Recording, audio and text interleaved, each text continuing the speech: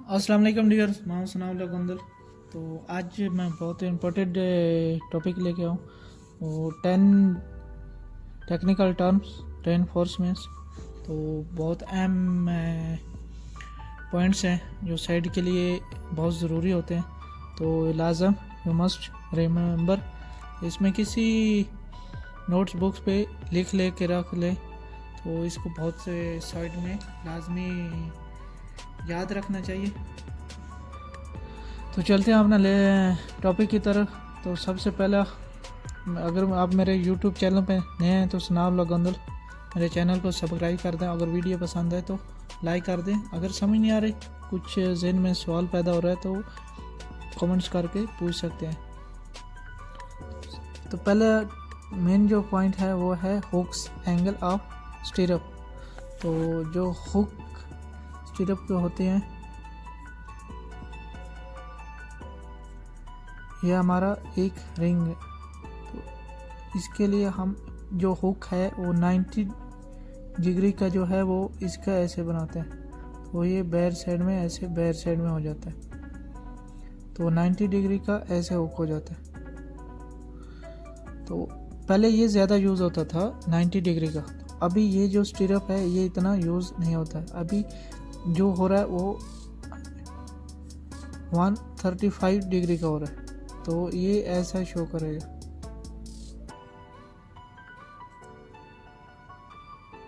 तो इसमें फेलियर आ जाता था जब लोड पड़ता था, तो ये जो हुक है इसमें स्टील आगे पीछे होता, तो ये फेलियर होता है। इसलिए अभी जो यूज़ हो रहा है वो 135 डिग्री का हुक हो रहा है। ये और यहाँ पे ये, तो इसके बैर साइड में कॉलम हो गया। तो इसके स्टील एक यहाँ हो गया, यहाँ स्टील एक, यहाँ स्टील, तो 4 स्टील होते हैं। उम्मीद करता हूँ आपको ये समझ आ गया। तो दूसरा है मिनिमम लॉन्गियर बार इन कॉलम। जो कॉलम में स्ट्रेट बार होता है वो कितना मिनिमम कितना होना चाहिए। तो जो स्क्वायर होता है,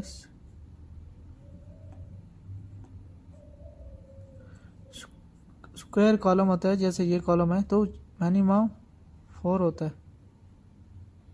तो मिनिमम 4 बार। और अगर सर्कल है तो सर्कल के लिए मैं यहाँ पे लिख देता हूँ। अगर सर्कल है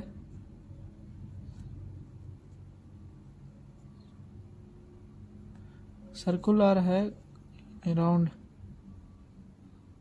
तो इसमें 6 बार होएगा। तो इसमें 6 बार। तो ये लाजमी डालना ही डालना है।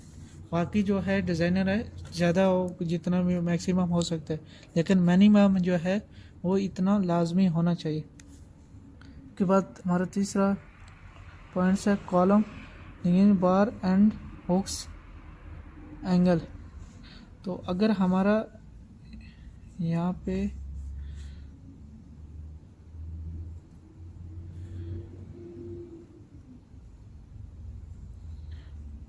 ये फुटिंग है, अभी ये हमारा स्टील आ रहा है, तो इसको लाजमी बेंड करने हैं। तो ऊपर भी हमारा लास्ट में जो है स्लैब, हमारा ये स्लैब हो गया कॉलम ये, तो जो भी है ऊपर भी लाजम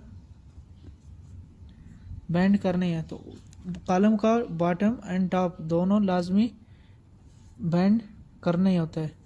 तो ये बार जो हमारी सीधी होती है इसको लेंगे हैंडल बार कहते हैं।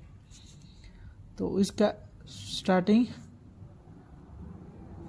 और एंड में लाजमी बेंड होना चाहिए। इसके बाद नॉट लैपिंग प्रोवाइडेड बार। तो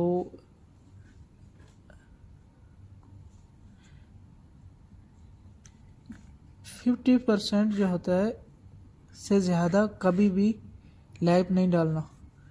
नॉट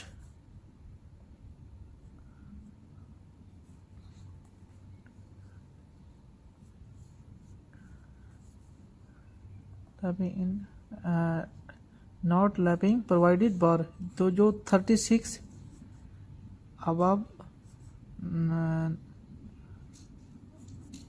अबव 36 mm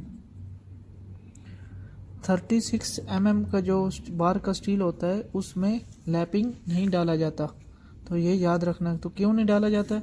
अगर क्योंकि हमारा ये जो स्टील आ रहा है तो इधर से ये स्टील आ रहा है तो इसको लैप देते हैं, तो इसका फिर फ्रीक्वेंसी के लिए लैप दिया जाता है। तो जो 36 का इसका डाया ज़्यादा हो जाता है तो फिर बराबर इसका लोड ट्रांसफ़र नहीं होता। तो इसके लिए इसमें यहाँ कॉपलर यूज़ करते हैं। तो इसके लिए अब आप 36 बिल्कुल ओवरलैप यूज़ नहीं करते, तो उसके लिए कॉपलर यूज़ करते हैं। तो इसके बाद हमारा टॉपिक नंबर 5, लैपिंग इन कंप्रेशन जोन। तो लैपिंग इन कंप्रेशन जोन में नॉट मोर देन 55%। तो ये जो लैपिंग इन कंप्रेशन, तो बीम का जो होता है, अभी ये हमारे पास एक बीम है, तो इसका जो नीचे वाला है वो कहलाता है टेंशन, जो ऊपर वाला हिस्सा होता है वो कहलाता है कंप्रेशन।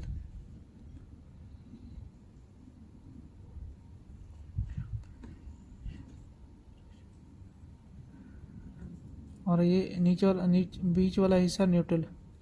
तो इसका जो नीचे वाला ऊपर वाला कंप्रेशन है, इसमें 50% से ज़्यादा ओवरलैप नहीं डालता। यानी कॉलम है, फॉर एग्जांपल ये हमारा एक कॉलम है, तो इसमें हमने ओवरलैप डालना, तो इसका यहाँ पे ओवरलैप डालता, तो दूसरा का ओवरलैप इसी में रहेगा, लेकिन 50% ये साइड में और दूसरा में इंटरनेट करके ओवरलैप डालते हैं। यानी यहीं पे ओवरलैप हो गया, दूसरा यहाँ पे, और तो 50% दोनों साइड में हो गया। छठा हमारा पॉइंट है bending where required every 1 ton. तो 1 टन जो हमारा स्टील होता है उसके लिए हमारा वायर चाहिए होता है 7 kg टू 13 kg। तो ये स्टील के डिज़ाइनिंग, उसको जो बांधना होता है, बेंडिंग करना होता है, सब स्टील को इकट्ठा करना, तो 1000 kg के लिए हमारा 7 से 13 kg चाहिए होता है, रिक्वायर्ड होता है। हर टन के लिए हमारा ये चाहिए होता है। क्योंकि इतना ये 7 से 13 इसलिए चाहिए होता है क्योंकि बीच कुछ स्टील 12 mm का आता है, 16 mm का आता है, तो उसमें बहुत डिफरेंस हो जाता है। मैक्सिमम लैपिंग इन सम प्लेस सेम प्लेस। तो जो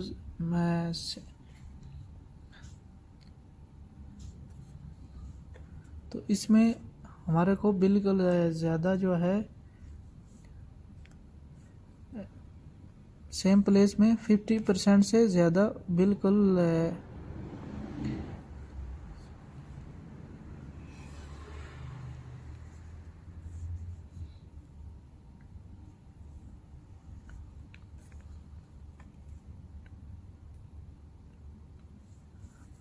50% भी से ज़्यादा सेम जगह में ओवरलैपिंग नहीं होना चाहिए।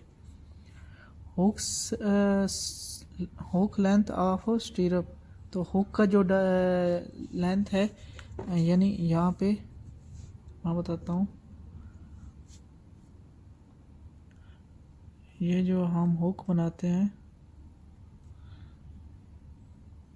इस हुक जो ये वाली हुक है, इसका कम से कम जो लेंथ है यहाँ से 5 सेंटी होना चाहिए, 5 सेंटीमीटर मिनिमम।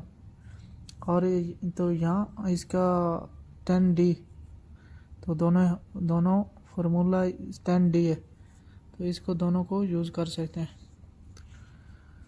उसके बाद लैपिंग इन टेंशन और लैपिंग इन कंप्रेशन, तो दोनों का आंसर तकरीबन सेम ही है। तो 50 Ds यूज़ करते हैं या 60D। तो 50D यूज़ करते हैं और 60D। तो यहाँ डिज़ाइनर जो होता है वो ड्राइंग में नोट्स में लिख देता है कि जो स्टील का लैपिंग है उसका कौन से डायल से यूज़ करना है। तो ज़्यादातर जो मेरा एक्सपीरियंस के लिहाज से 50D होता है। 60D बहुत कम जो हाई लेस बिल्डिंग होती है उसमें होता है, ज़्यादातर जो होता है वो 50D स्टैंडर्ड ही है। तो उम्मीद करता हूँ आप लोगों आपको समझ आएगा। तो दुआ में याद रखिए, अपना बहुत करें। इंशाल्लाह नेक्स्ट वीडियो मिलेंगे। अल्लाह हाफिज़।